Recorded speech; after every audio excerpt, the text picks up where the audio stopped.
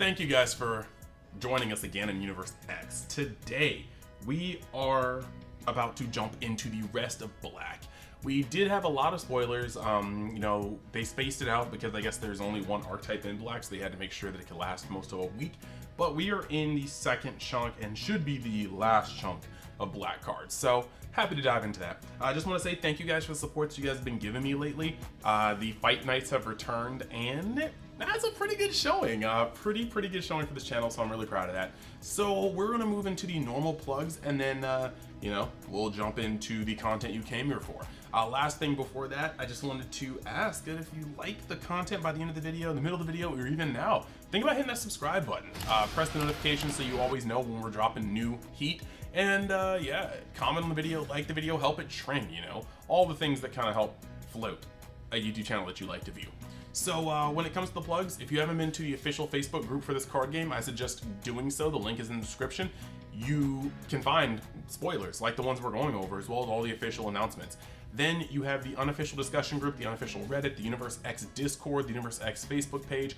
All these places you can find like-minded individuals that love the game you play and discuss things, grow your knowledge as a player, etc., etc. And the links to all those will be in the description. Furthermore, you have TCGMetalZ. They make cool, crazy, awesome looking metal cards, and he's always making new stuff. If a leader pops up out of nowhere, he'll make an updated version of it. He's always just making new stuff from the sets based on popularity. And if you want to go over there and look at his site, you will find something you like. And when you do, you can use the code UNIX in the checkout to get 10% off your entire order. Last but not least, you have my other avenues of content creation, UniXDD and UniX Gacha, where I make all sorts of content on anime-related video games and Dragon Ball-related video games. So, now, we are going to slide directly into the spoilers, because, again, that's what you guys are here for.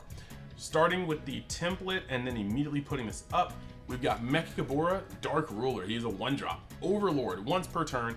Auto, when this card is played, draw 1 card. Auto, limit 1. When you activate Overlord, play up to 1 Demon Realm Soldier token. That's pretty cool. He's a 1-drop.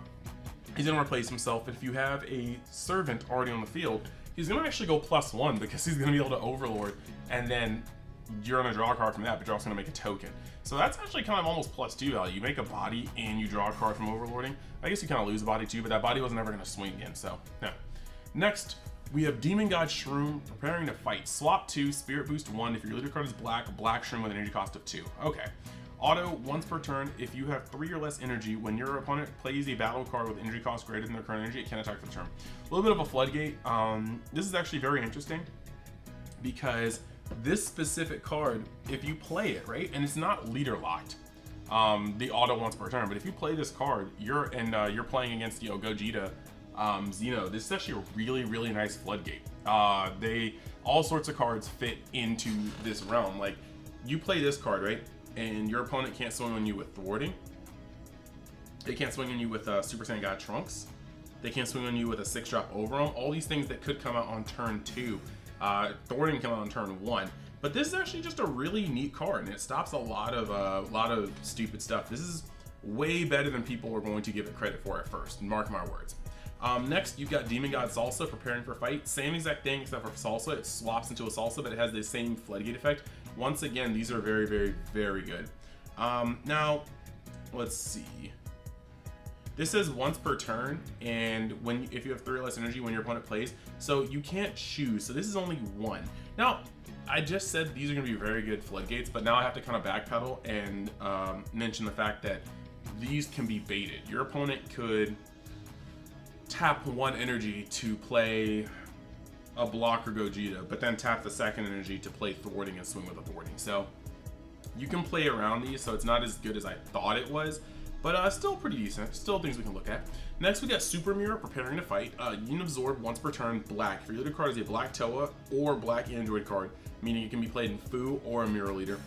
You place 1 Fin card from your hand or drop area under this card. Play up to 1 Mirror with an energy cost of 4 from your deck or drop area on top of this card, then shuffle your deck if you look through it. When this card is played, draw 1 card. So a cantrip and then Union Absorb. That way it breaks even. It breaks even or minuses 1 if you hit the Union Absorb. Very interesting. Next one. Finn, preparing to fight. Auto, add 1 card from your life to your hand. When this card attacks, play up to 1 Demon Realm Soldier token, and this card gets plus 10k power for the turn. Now, this is actually really simple, but I actually really like this as well because you can play it, get a card from your life as Towa, and then make your token, which Towa is going to benefit from with all of its other effects. It's not going to offset the drawing, or not drawing, but it's definitely going to help soften the blow. Then you get 2 Demon God Gravy. Oh wow, 2-drop Demon God Gravy Imperial Warrior. This is super combo. We can skip straight over that, my guy. Art doesn't even look on fleek. No, I'm kidding. The art's actually pretty dynamic. I feel like this is going to be a pretty good looking foil. Next, Supreme Kai, Fallen Deity. Supreme Kai time. Art is amazing. I want this foil just because it looks really nice. Servant, so it's going to be a 15k 2-drop, kind of weird. Limit 1, if your leader card is a black demon realm race and you have no battle cards in play, play this card from your hand in rest mode. I need to see where this goes, where there's like a TP that can evolve on this, because right now it comes in a rest mode and I need another card to do something with this. Like, yes, you have the Mechikabura that can overwhelm it, or overlord it, but why are you playing this card to an empty board, going -1 in hand, to then go break even in hand playing Mechikabura, but then just to serve in it? Like, you could have just not played this card and it could have been another card in hand. So I don't really understand the purpose of this quite yet. 2-drop Finn, 20k, that's pretty cool. It's pretty cool. Next we got Demon God Devora, Imperial Warrior, Dark Overwhelm 3 for 2.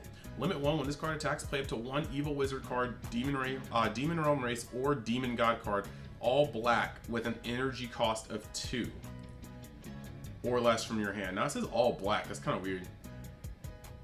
I guess it can't be split colors. The all black is weird wording for me. Maybe I'm just not seeing it. If you have any different thoughts about this, let me know in the comments. Energy cost of 2 or less from your hand, that's pretty neat. It costs 2 for 20, but it has no real, it's interesting. This isn't Scream Power, but it's not like necessarily a bad card. Next we got Super Mirror, Imperial Warrior, Evolve Black 1 Mirror with an energy cost of 3 or less. Okay. Auto, when this card is played, choose up to 1 of your opponent's battle cards and send it to the owner's warp. Alright, that's pretty cool. That's pretty cool. Once per turn, black, if you have 3 or more energy and you place 1 card from under this card in its owner's drop area, play up to 1 skillless black battle card with energy cost of 2 or less from your drop area, and this card gains 6,000 power for the battle. So, okay, that's not that bad. 3 or more energy. So you detach a card, play a skillless, it's going to be a 20k, and then it goes from your drop and out your deck. That kind of makes me sad. But then it's going to add 6,000 power for the battle. It's not bad. 25k, but it's only a single strike. This feels like you have to put more into it than you're getting out of it, and we don't like this. But we're now going to move on to the SR for Towa. Now this one, I'm just looking at it, I already see a lot of effects here, so I'm hoping it's good. Demon God Towa, Furious Onslaught. Deflect, already loving it. Double Strike, cool.